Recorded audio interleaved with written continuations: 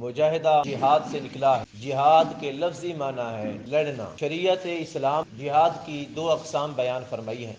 پہلی قسم جو ہمارے اندر متعارف ہے، جسے ہم جانتے ہیں پہچانتے ہیں، وہ ہے سماج اور معاشرے کی برائی کے خلاف لڑنا، جس کو جہاد بالسیف بھی کہتے ہیں، تلوار کے ساتھ ہتھیار کے ساتھ لڑائی لڑنا، یہ بھی جہاد۔ اور دوسرا جہاد ہے کہ انسان اپنی برائیوں کے خلاف لڑے، اپنی ذاتی برائیوں کے خلاف، اپنے اندر کی برائیوں کے خلاف، اپنی آنکھ کی برائی کے خلاف، اپنی زبان کی برائی کے خلاف، اپنے ہاتھ کی برائی کے خلاف، اپنے قدم کی برائی کے خلاف اور اپنے پیٹ کی برائی کے خلاف لڑے، اپنی بری چاہتوں کے خلاف لڑے، بری تمناؤں کے خلاف لڑے۔ یہ دوسرا جہاد ہے، اور اس جہاد کو نام دیا جاتا ہے جہاد بالنفس کا، یعنی اپنے نفس کے ساتھ لڑنا۔ رب تعالیٰ نے قرآن مجید فرقان حمید سورہ عنکبوت میں ارشاد فرمایا والذین جاہدوا فینا لنہدینہم سبلنا وان اللہ لمع المحسنین۔ فرمایا جو لوگ ہمارے حق میں جہاد کرتے ہیں، اللہ کا حق کیا ہے؟ وہ جو اللہ چاہتا ہے، وہ اللہ کا حق ہے۔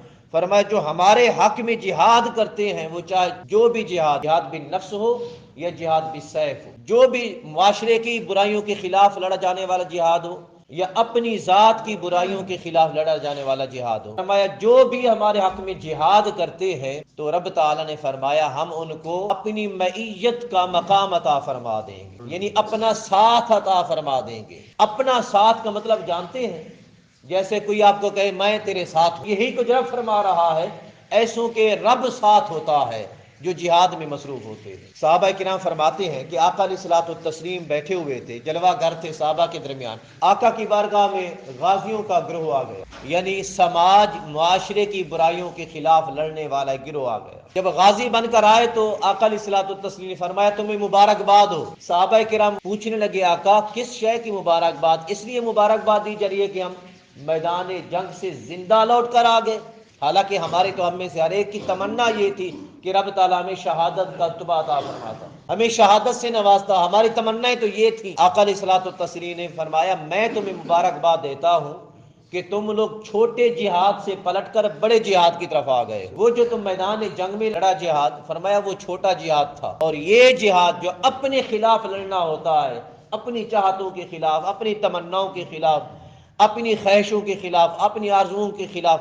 یہ بڑا جہاد ہے، جہاد بالنفس جس کو کہا گیا۔ اس لیے صحابہ کرام جب بھی جنگ سے، میدان جنگ سے لوٹتے واپس آتے تو ایک دوسرے کو کہتے تھے رجعنا من الجہاد الاصغر الی الجہاد الاکبر، ہم چھوٹے جہاد سے ہو کے اب بڑے جہاد کی طرف آ گئے ہیں۔ اپنے آپ سے لڑنا یہ بڑا جہاد ہے۔ حضرت طلحہ رضی اللہ تعالیٰ عنہ فرماتے ہیں آقا علیہ الصلوۃ والتسلیم ایک درخت کے نیچے آرام فرماتے، ایک شخص آیا جس کو معلوم نہیں تھا کہ کوئی مجھے دیکھنے والا بھی ہے، اس کو معلوم نہیں تھا، صحابی رسول تھا لیکن اس کو معلوم نہیں تھا کہ آقا علیہ الصلوۃ والتسلیم مجھے دیکھ رہے ہیں۔ وہ آیا، اپنی قمیض اتاری، قمیض اتار کر گرم ریت پر لیٹنے لگا، لیٹ کر خود کو کہنے لگا اے فلاں بن فلاں تو گرمی کا مزہ چکھ، یہ گرمی جہنم کی گرمی کے مقابلے میں کچھ بھی نہیں ہے، تو ذرا اس کا مزہ تو چکھ تاکہ تجھے پتہ چلے کہ جہنم کی گرمی کا عالم کیا ہے۔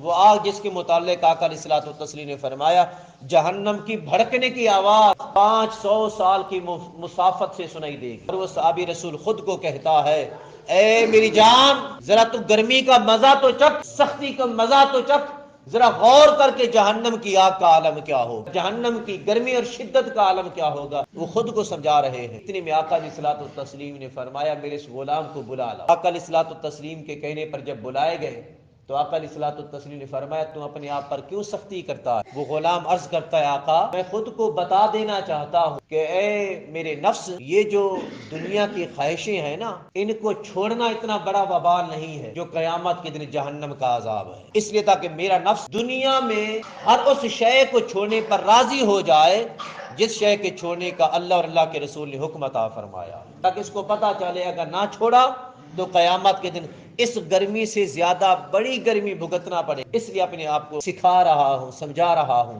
آقا علیہ الصلوۃ والتسلیم نے اپنے باقی غلاموں کو حکم دیا، فرمایا اس اپنے بھائی سے اپنا حصہ لے لو۔ آقا کون سے حصہ لے؟